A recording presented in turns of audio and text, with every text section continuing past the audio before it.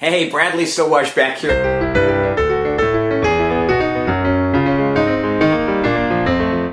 I'm going to share with you a great tip of the month that I call Same and Different.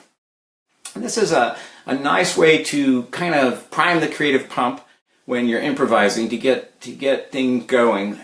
Improvisation starts with embellishment. It starts, in other words, with taking a melody you know and doing something new with it. So I'm going to show this at a really simple, basic level for those of you who might be teachers or very beginner improvisers, and then I'll show you how that I use this to make more complex songs sound better.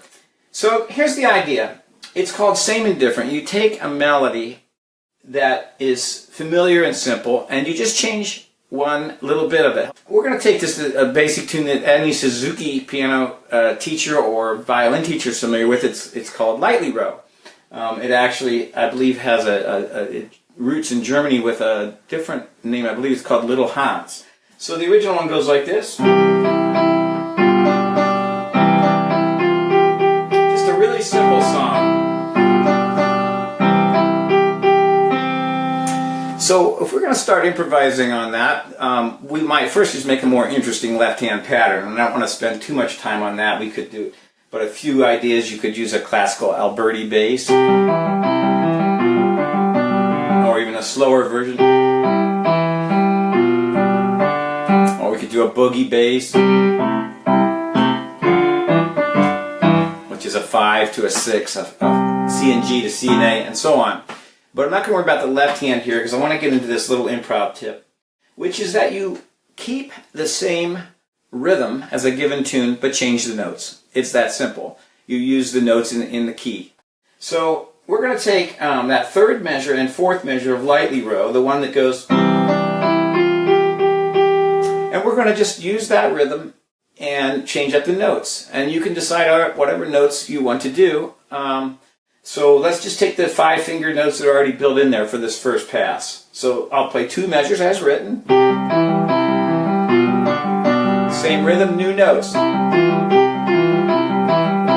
That would be one possibility, or I might go. Or there's already like 55 or maybe 200 ways to play those 5 notes with the same rhythm, and just mixing those notes up. And so I'll do that for the whole song. We'll play 2 measures as written and 2 measures with a really simple improvisation, 2 more measures as written, and 2 more measures that are very simply improvised, like this. Improvise here. And here's the melody. New improvisation. So, for a new improviser, that's already successful because you have those barriers of the form of the song kind of keeping you together, but you're doing just a little tiny bit of improvisation by rearranging the notes. Okay, the next step of that from there would be to maybe, first of all, expand the notes, maybe move up around the whole C major scale. In this case, I'm in C. So let's try that.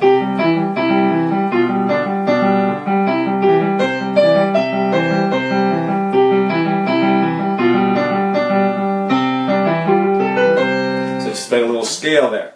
Now, it's true that I have a lot of experience improvising and I've been a musician a long time, so I'm choosing notes that probably are going to sound good. That's not going to work out for everybody.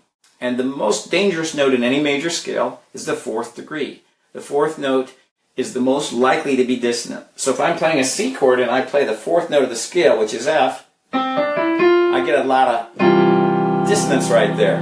But here's the great secret. When you're on a note that you don't like, because chords are built in thirds, you are always only 1 note in the scale away from a better note.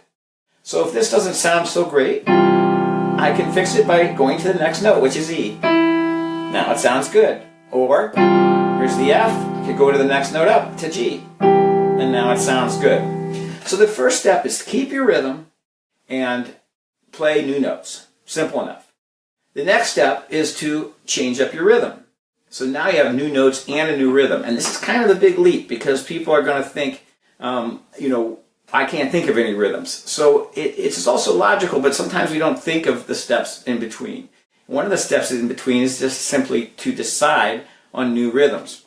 I wrote down 4 rhythms here, all very simple. One of them is quarter, eighth, eighth, quarter, quarter.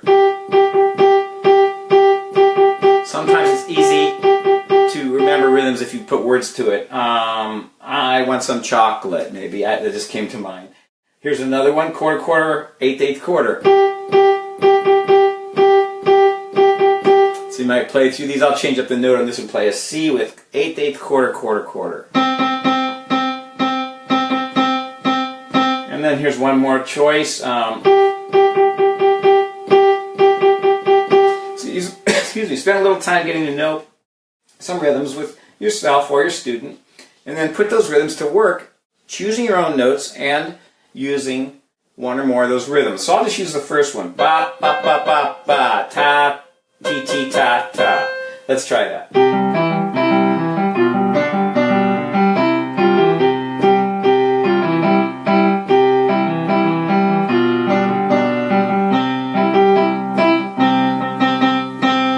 Now, what's going to happen to you or your student, or what just happened to me, is I start to feel confined.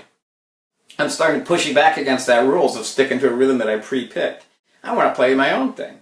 So you do, you know. So now somehow the rule and the resentment of that rule holding you down leads to new ideas. So maybe on the 4th measure we play our own rhythm. Lightly row, lightly row. Here's the rhythm. New one. Da-da-dee-da-da. So here's the deal. Big picture. Same and different. The first time you keep the same rhythm and make up new notes pulled from the key or the notes in the piece. And the second time you change up the rhythm. So let's apply this to a more interesting song than Lightly Row.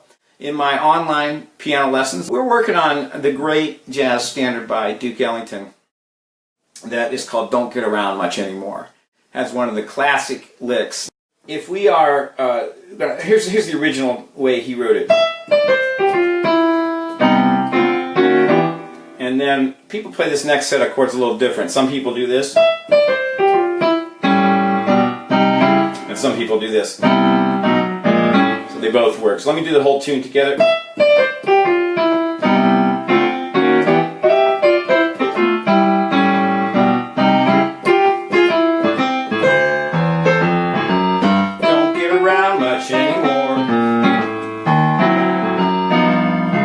So if we were going to take the same rhythm but change up the notes, it's a loose guideline that can be interpreted any number of ways. You can play it backwards, or mix up the notes completely, or play it in a different range. I'm going to just pretty much play that lick backwards.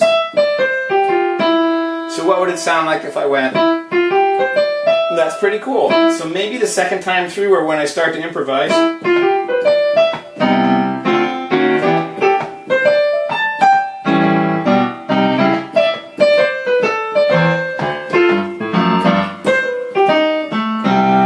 I used Ellington's rhythms and my familiarity with the song, but I forced myself to grab new notes. Not all of those were inspired. I didn't even like some of them, but it worked because of kind of the rhythm and the timing made it work. So one of the great secrets of improvisation is to stick with that beat, and the beat will excuse all kinds of unintended playing, and just go with it. Let's just get kind of crazy with this and keep Ellington's notes.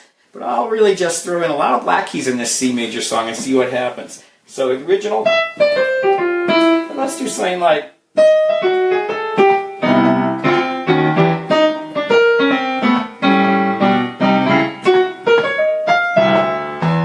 like that one.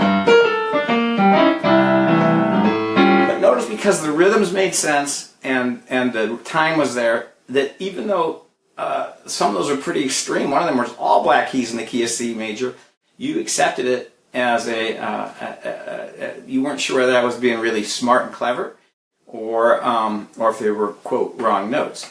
Now typically chromatic notes will resolve back into the key, something like, so each of those is a black to a white. Black, white, black, white, black, white, something like that.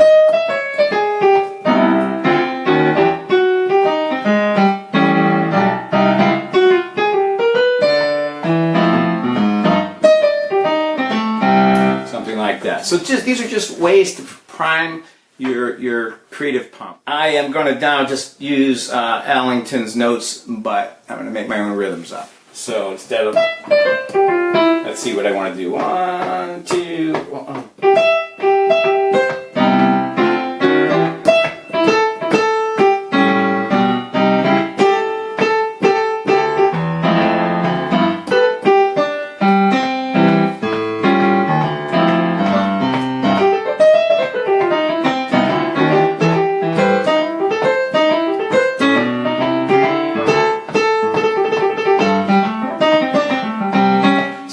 Opened it up where I'm making my own rhythms and my own notes, but I've still kept the structure and the kicks and the formula for the song. And that's just a really good way to get started instead of going into a blank canvas where you're just making it all up. And we've got the kicks, Allington's chords, and the feeling of the tune in my head, but we're doing different than what we're used to playing on it. We're changing up the notes and the rhythm. So I call that same and different. And it can be applied to something as simple as slightly row or as something as sophisticated as a jazz standard. I'll just tell you about that it also is in, I have this popular series called the Creative Chords Method, Keyboard Improvisation Method for Beginners. There's a book 1 and book 2. It's published by the Chose Music Company, KJOS. And that's the first exercise in this book. We use hot cross buns and then row, row, row your boat to help a very first student who's playing a 1-chord song learn to do a little improvisation. Once they play the tune as it's written and as it sounds on the backing track, they go to right away on that just one measure, changing up the notes, just so that from day one we are improvising and customizing songs with our own notes, not just dynamics and phrasing and interpretation, but changing the notes. All right, so I'm sorry to leave because I love it so much and I love hanging out and sharing musical thoughts with my colleagues and friends. But I gotta go. So until next time, enjoy your creative music making journey.